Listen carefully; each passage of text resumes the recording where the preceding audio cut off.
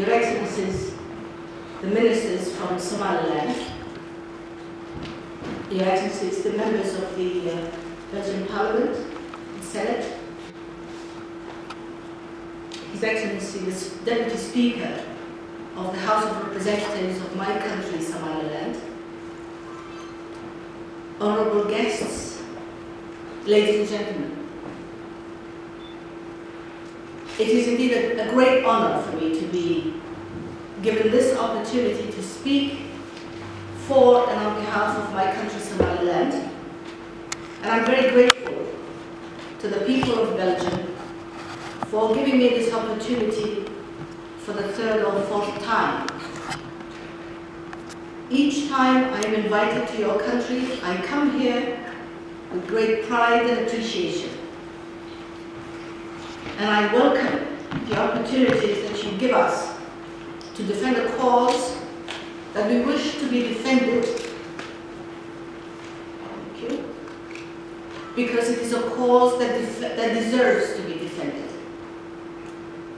It is a cause that is just, a cause that is democratic, a cause that deserves support of all those who believe in human rights and human dignity. Before I go into my presentation, I have taken into account the fact that there will be ministers and other representatives of my country who will be speaking to you also about the different aspects of running a peaceful and stable nation like Somaliland. And I will try to limit myself to trying to give you a comparison between Somaliland and Somalia. But at the very outset, I would like all to know that Somaliland neither believes in fragmentation of states, neither believes in secession of nations, nor believes in terrorism and the denial of people's rights to dignity and to deciding their own destiny. I have spoken to you on many occasions, so it's always very difficult for me to try not to repeat myself. But until such time as the cause that we are trying to defend is understood, I'm afraid some of you will have to listen to us again and again. Because if I'm asked to describe that table, I will only be able to describe it as that table. In whichever other occasions I am required to do that, it will be the same description. So describing Somaliland yet one more time is my honor to do so, and for some of you, you will have to listen to us again, because we tend to repeat that message until it is heard, until it is believed, until it is appreciated and understood.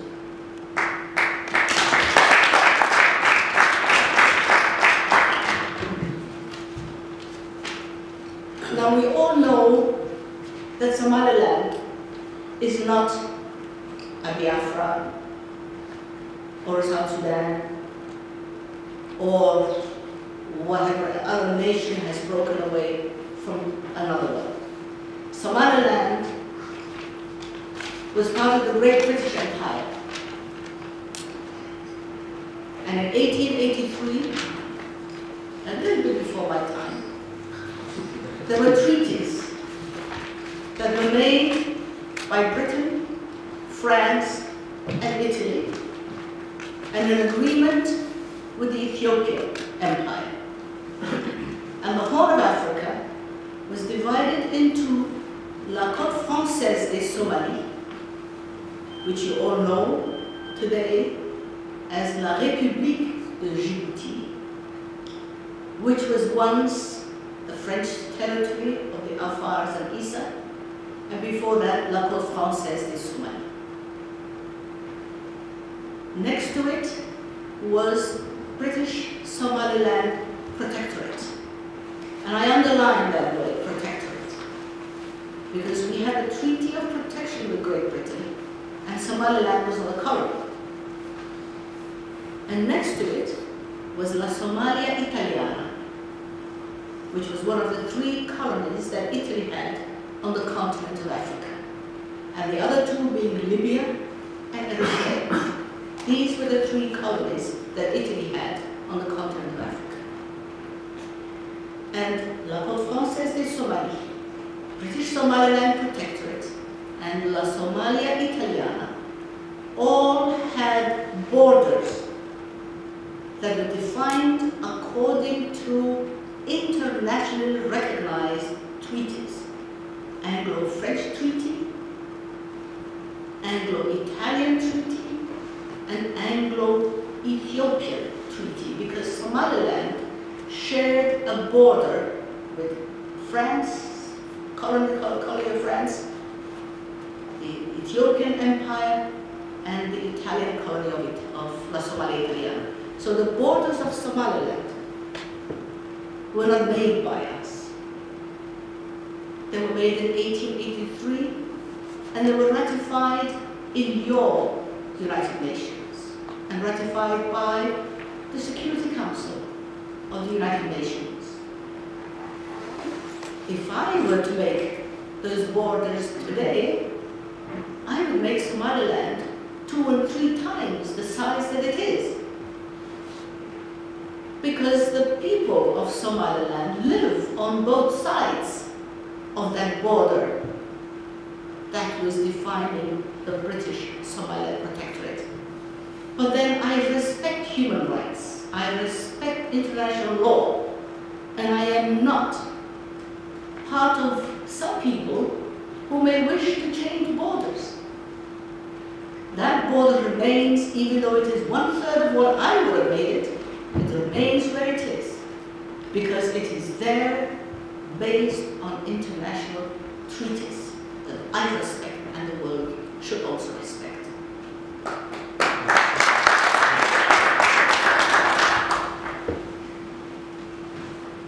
Another historical fact that I would like to share with those who may still have doubts is that Somaliland became independent from Great Britain on the 26th of June, 1960.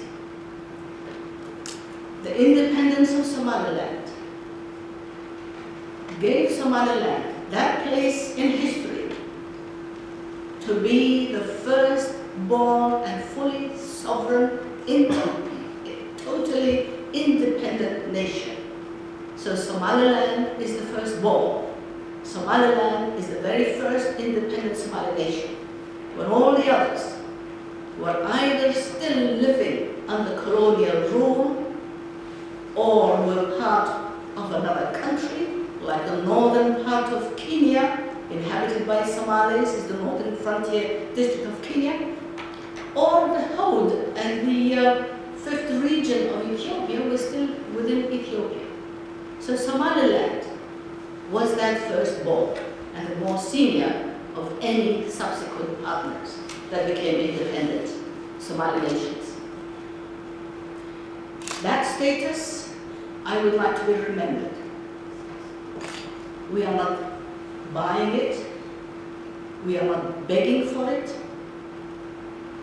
We don't even have to fight for it. It is there. History has given us that place, the senior and firstborn, fully independent Somali nation. It will always be there. Whether some people like it or not, that's up to them. But there it is.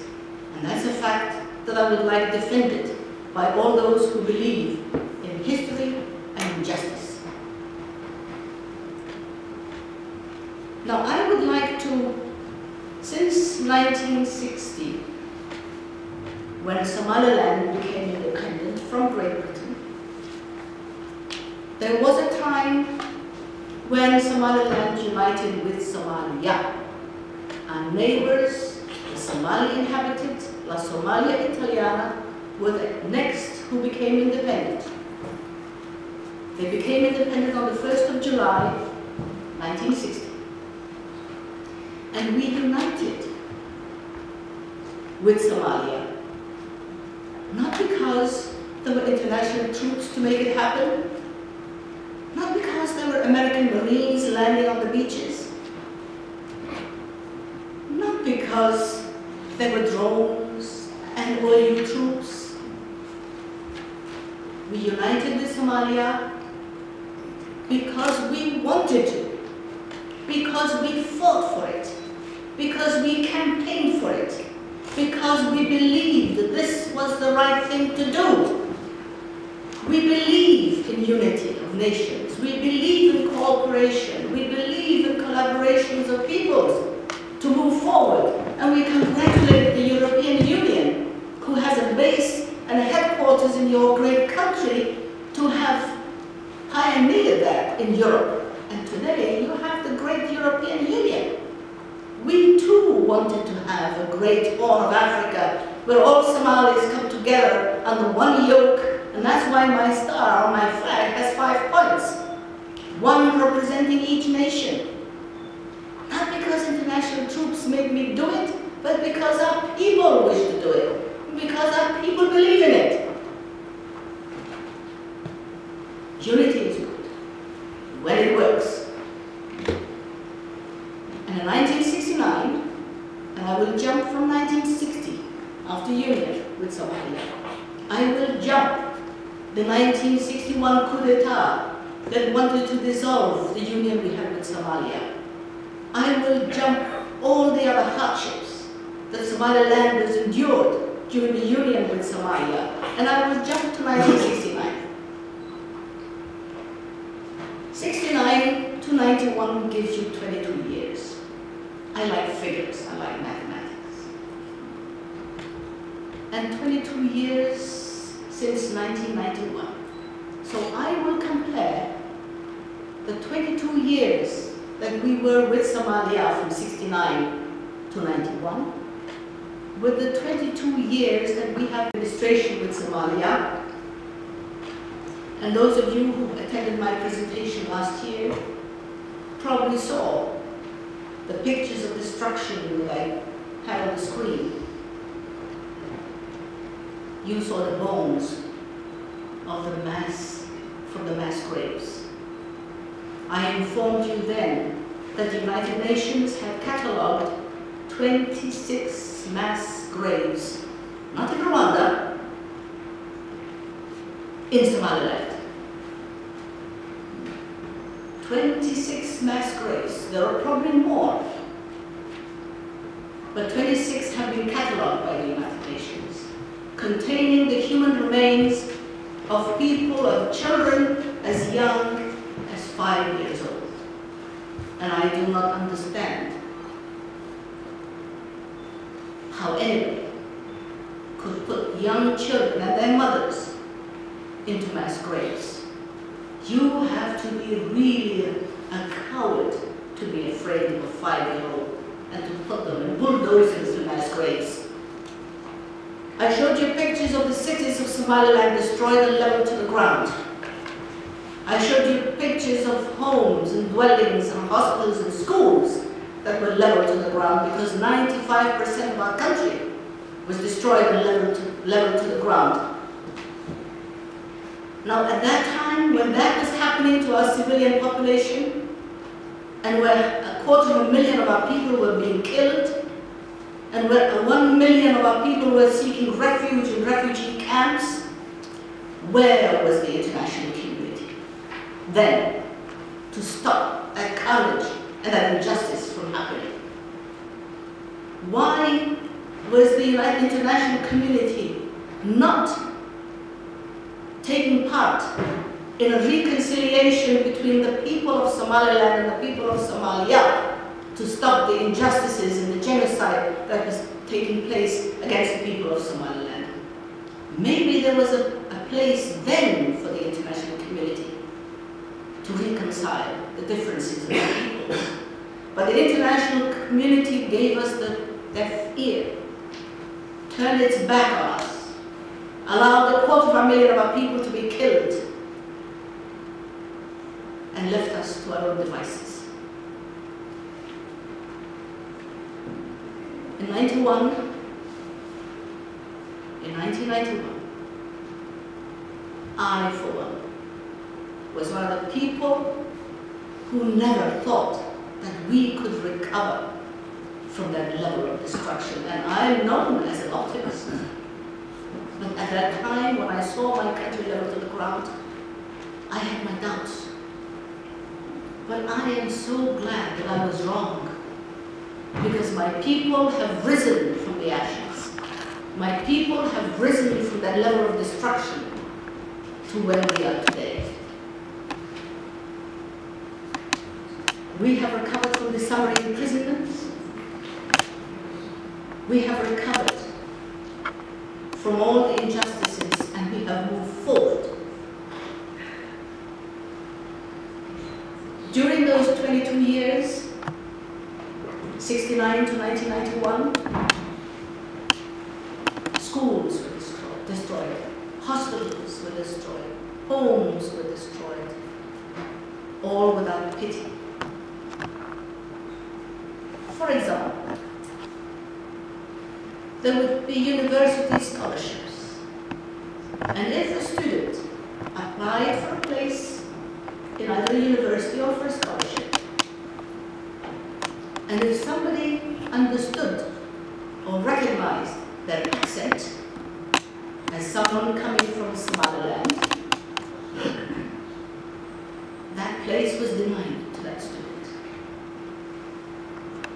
And if by some miracle that student succeeded to get in, there would be so many obstacles put in the front on the road of that student that that student would have to just drop out and abandon the idea.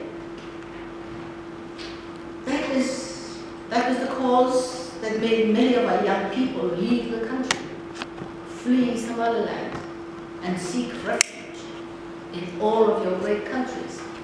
I can imagine how many live in Scandinavian countries, how many live in your country, in England and North America. Somalilanders are everywhere. Not because they were looking for that pavement that is paved with gold, but they were looking for safety and they wanted to be alive. They were being pushed out. But the economy of Somaliland was also destroyed. If at that time somebody wished to engage in business, they needed a license, they would need to go to Mogadishu. They would need to get a license there. They would need to register with the Chamber of Commerce in Mogadishu, in Somalia. They would not have access to bilateral collaboration and information on contacts. Embassies were in Somalia, not in Somaliland. Banks were in Somalia, not in Somaliland. Business opportunities were in Somalia, not in Somaliland. Ports were in Somalia, not in Somaliland. And all of these were injustices perpetrated against the people of Somaliland to destroy the people of Somaliland. Now, since the collapse of the regime of Siad Barre, what has happened in Somalia? I'm sure you're all aware, because billions of your taxpayers' money has been spent in Somalia. Not in Somaliland, in Somalia.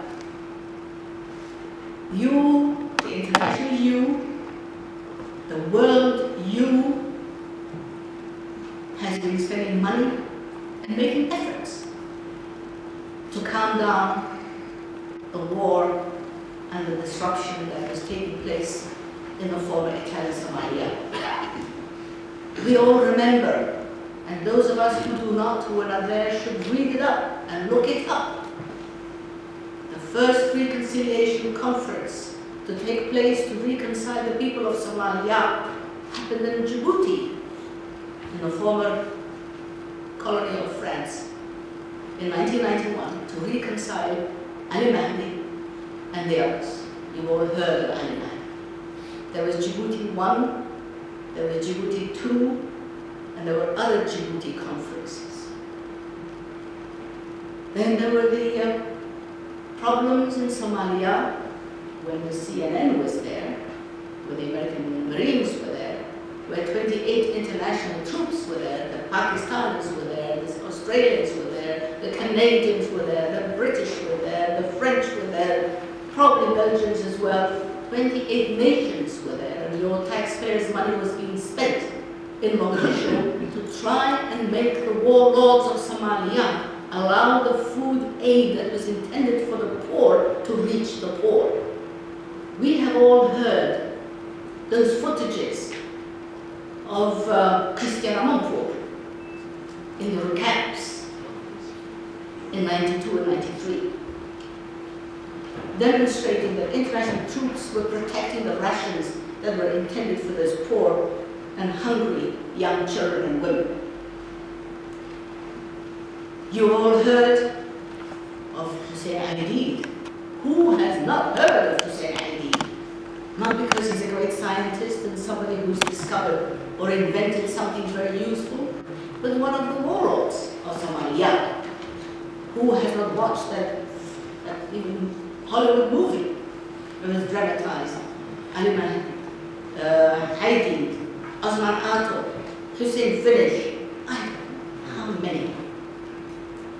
You have all spent your money to try and help Somalia to get a stable government. There was Qasim, there was Yusuf, Gaiti, there was Abdullahi Yusuf, there was Sheikh Sharif, there were the Shababs in between and the Islamic courts in between. You, the international you, has tried to help Somalia get a government time and time again since 1991. Each time there would be a hope and Somalia has a new government. Like the hope you have today. And there is a man called Hassan who was elected or nominated by his cronies in Mogadishu to say he is going to be our government, our president. Not through public suffrage, not through universal suffrage, not through the ballot, not through elections, but a nomination by 200 or 300 candidates, 2,000 or 3,000 candidates whose vote was bought and paid for. No man or woman beyond the buildings of the parliament were consulted. And each time that a government would be made for Somalia, whether it's Haiti, Abdullahi Yusuf, or Qasim, or I don't know, all the other warlords, Somaliland had hopes that maybe this time it will work, because we would want a government that works to be in place in Somalia. We have vested interests to have a stable Somalia, to have a stable neighbor. We have vested interests because that man or woman who dies in Somalia is another Somali like me. We feel for them. We hurt when they hurt. We are sorry to see them suffer. We are not gloating over their misery. They are our neighbors, our brothers, our sisters, our people. We share much, but we are different in our decision to run our country the way we would wish to run it. And the way we have been running it for the past 22 years demonstrates that when governments have failed in Somalia to run a stable country, Somaliland, in contrast, has demonstrated its tenacity, its competence, its ability to run a country that is stable like Somaliland, that is democratic like Somaliland, that is, its economy is growing like Somaliland, whose people are coming back from refugee camps by the plane loads in Somaliland. So our track record of 22 years is finding it so difficult to accept and understand and realize Somaliland means business. Good business. Democratic business. Peaceful business. We have today, I know that His Excellency, the Minister of Fisheries and Marine Resources are here, 830 kilometers of coastline in Somaliland that are peaceful and pirate-free. Not because there are international troops to make it happen, but because Somalilanders make sure that pirates do not infiltrate our waters. We do not wish to become like Somalia, to acquire that name, the most pirate-infested waters. That is a description that Somalia can keep, and which we do not wish to share with them. And we use our resources and our energy to make sure that we maintain that stability on our waters, so we can trade with our neighbors, so we can move our goods, so that others can go through that waterway, that international waterway from Suez Canal to the Indian Ocean, past our shores with total freedom and total confidence that they will not be attacked by Somali pirates, as they would be once they leave the borders of Somaliland. Once they go up to the tip of the horn and they get into Somalia, whatever region or name that region calls itself is Somalia. And that's where they get into pirate-infested territories. Somaliland doesn't wish to be part of that, and will make sure that even if you have a little woman like me to defend it, we will defend it to the last person.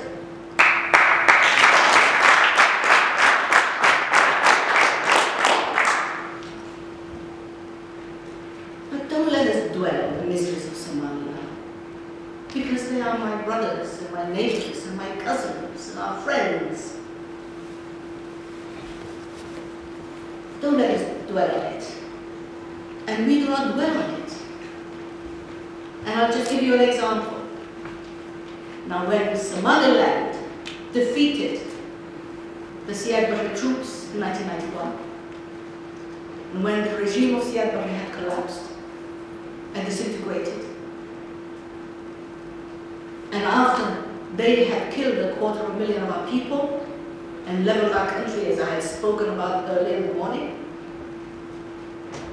there were 10,000 troops from Somalia still in Somaliland territory. And even at that time, with all the wounds still fresh and the bodies and the carcasses and the war remains were still visible, the people of Somaliland protected those 10,000 troops. Some may have wished to take vengeance over them, but our elders and our people said, no, we will not be like them. If they could kill 250,000 of our people, we will not kill those 10,000 prisoners. We protected them. We shared whatever we had, precious water and precious food, not for 1 day or two, not for a week or two, but for 3 months. That is a message that I would like to be remembered by the international community. That is proof that Somalilanders do not wish to take revenge over Somalia, do not wish to become killers. Somaliland is far, far more honorable than that. We protected them for 3 months and we gave them a safe corridor to go home. That is a loud message I would have heard. Now, rebuilding the nation, I know Europe was destroyed during the war. I know Europe had the benefit of a Marshall Plan. I know Europe had so much going for it to rebuild it. Somalilanders did not have that benefit. We had no Marshall Plan. No world came to our rescue. Nobody, no World Bank, no IMF, no bilateral aid came to help us rebuild our country. We did it our way, the best way we could, a little at a time, a house at a time, a street at a time, a landmine at a time. We did it in spite of the absence of political recognition of the sovereignty of the people of Somaliland. We did it without having to have your taxpayers come to us and do it for us. When we demobilized our militia, we spent less than $100,000 to do it. $100,000. That is probably how much the international community pays one warlord to attend a peace and reconciliation conference. That's how much we spend on one warlord. We spend that amount to destabilize, to demobilize an entire powerful militia in Somaliland. We did it with our money, and we did it our way. That's why it succeeded. What the international community has failed to achieve, the African Union has failed to achieve, the United Nations and the Security Council have failed to achieve in Somalia, Somaliland found that message, that magic with 100,000. Learn from it. Invite Somaliland to teach you how, to show you how. Invite Somaliland to be part of the solution for Somalia. Invite Somaliland to extend a hand of collaboration with our neighbors in Somalia who are really disintegrating into nothing. Do not focus only on the fact that Somaliland is striving for the recognition of its sovereignty. Do not focus on that alone. Somaliland can help you. Somaliland is willing to help you. Somaliland is able to help you.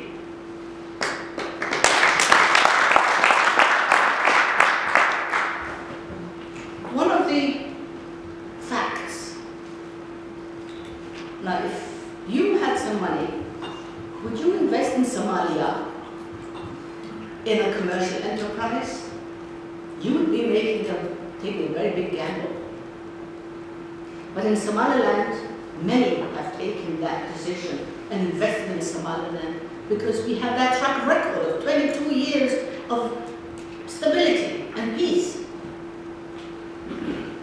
Coca-Cola has built the second biggest Coca-Cola factory in Africa, where, not in Somalia, where the international troops are defending it, but in Somaliland, where the militia we demobilized with $100,000 is protecting it. It's doable. If Somaliland can do it, anybody can do it. We have our people come home to Somaliland. They come for tourism. They bring their families. Most of these people are people living in the diaspora. I've seen many of you in Hargeisa with your kids and your families. You wouldn't be there if Somaliland were not stable. And a little airport in Hargeisa, which is now being repaired, but Berbera or whatever, sometimes receive 20, 25 flights a day. That's a message that needs to be heard. If it were not safe, 23 plane loads would not be landing there every day, bringing people back from Canada and America and Europe just for holidays. It's a proof.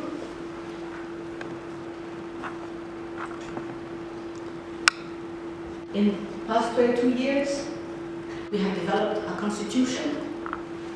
We have developed our system of governance. We have a government in place that has ministries, and I know the ministers will be speaking about it. We have a functioning government, a disciplined army, a disciplined civil service, banking system. We've had elections and that will be spoken about later today. We have political parties who compete, like all political parties compete. Everybody who competes with somebody wants to win. That's a natural instinct of human beings. But they win, and we ratify it, and we get on with it. We have had your people with us during these elections, and you have even congratulated us, which we appreciate. British Prime Ministers and American presidents have congratulated Somaliland for the peaceful elections that we have had. But then,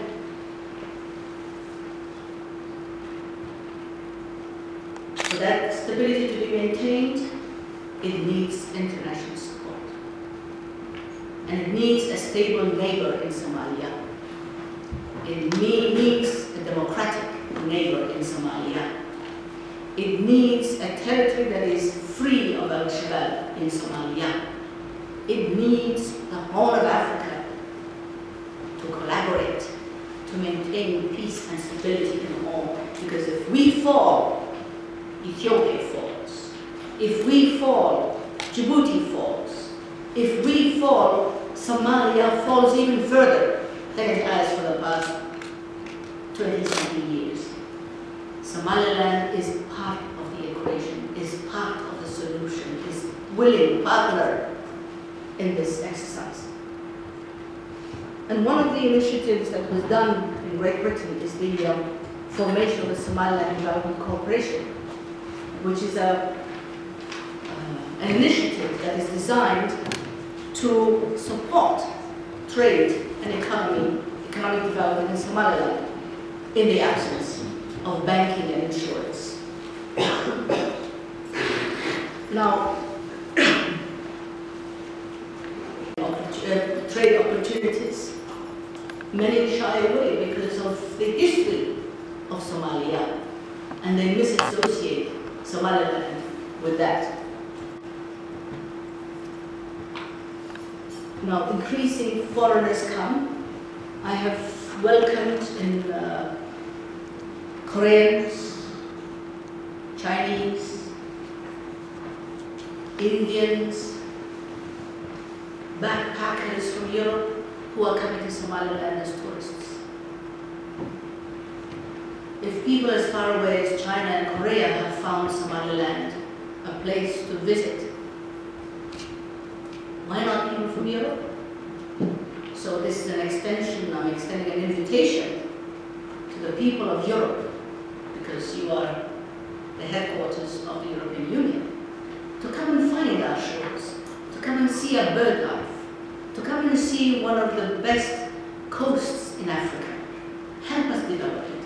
Help us make it become a haven of peace and stability, because there are too many turmoils in this world. How many of you know that the world's biggest gypsum deposit is in Somaliland? How many of you know that Somaliland has oil and gas and minerals and coal? How many of you know that this ring that I am wearing in my left hand, you probably think is from Brazil, is an emerald from Somaliland?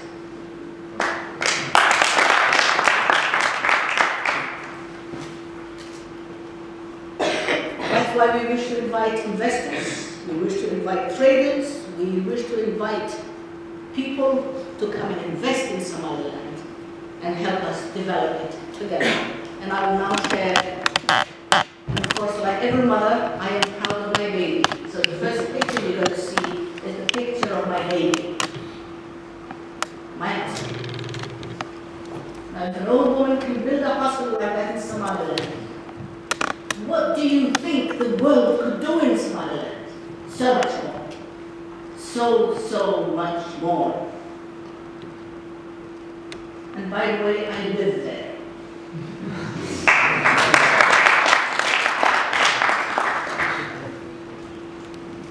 And that's my army. My army of nurses and doctors and midwives, because not harness the energy that is in our youth, somebody will find a way to put a gun in their hands. I would rather place a syringe in their hands, a dressing in their hands, a forceps in their hands, a bedpan in their hands to help cure an illness. And these little girls, these young girls, after training, go back to their villages and help women to deliver. And a little while ago, I wanted to discuss something. Anybody from Boraba? Just raise your hand. Somebody? Yes. One of these little girls in the red dress, she was the smallest of the students we had. And we used to call her Nafia. The word in my language means tiny.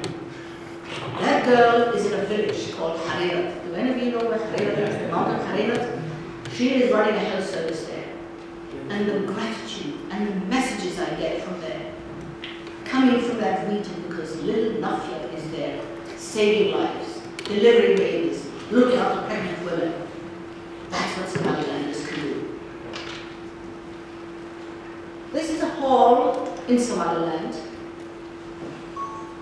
where we have a graduation, and you can see we also have boys graduating. We do not discriminate against boys or girls. We discriminate against ignorance. We discriminate against injustice. And a student who passes an exam and passes a test is welcome, whether it's a boy or a girl. This is the inside of that Coca-Cola factory. There are no international troops defending it. Somalilanders are defending it. How many of you have seen the Mansour Hotel or heard of it? That's the Mansour Hotel. It's one of the big hotels in Somaliland where tourists stay and conferences are held.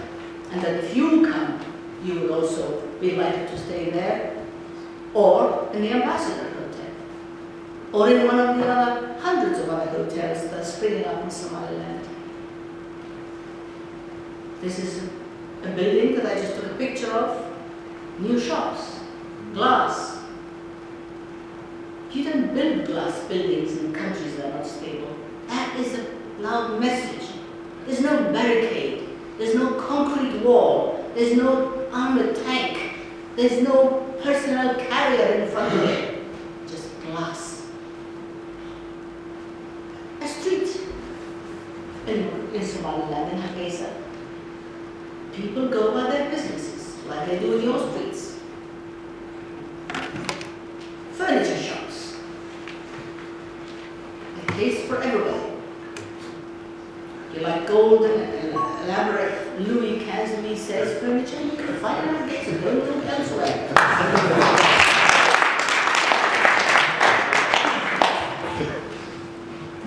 And if you want a good sense of humor, also come to Somaliland. Now, pictures there are women gold sellers. You see, these are all the silent messages that I would like you to hear. Women in that street sell hundreds of thousands of dollars worth of gold, 21 and 22 karat gold, in little boxes with little glass tops. And if these women feel confident enough to put their wares, their gold there, absolute immunity, it delivers a love message that I would like the world to hear. How many of you can put that much money in the street? And this is a small bunch, by the way. That is a small bunch. And you have euros that will change it. You have dollars that will change it. You have British pounds, reals, or dirhams. They know the rate and they will sell it and change it for you. Ladies and gentlemen, I have taken so much of your time that I hope I have left with you a message that Somaliland means well. Somaliland is doing well. Somaliland is a power, a force of nature that is sitting there waiting for the world to to recognize it, recognize its achievements, recognize what it has, its potential, and extend that hand of friendship to the world. We are for peace, we are for stability, we are for democracy, we are not for fragmentation, we are not for destruction of nations and states. I thank you for your attention, and I thank you for giving me this opportunity.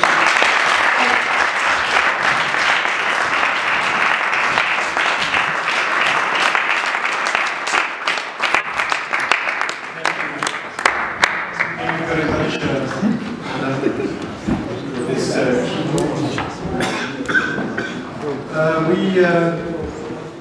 we still have some time, even if we start a little bit late, but we have a panel with us here, and I would like to have the first reactions on your keynote, and then afterwards I will give the floor as well to one of the ministers who is here with us, because as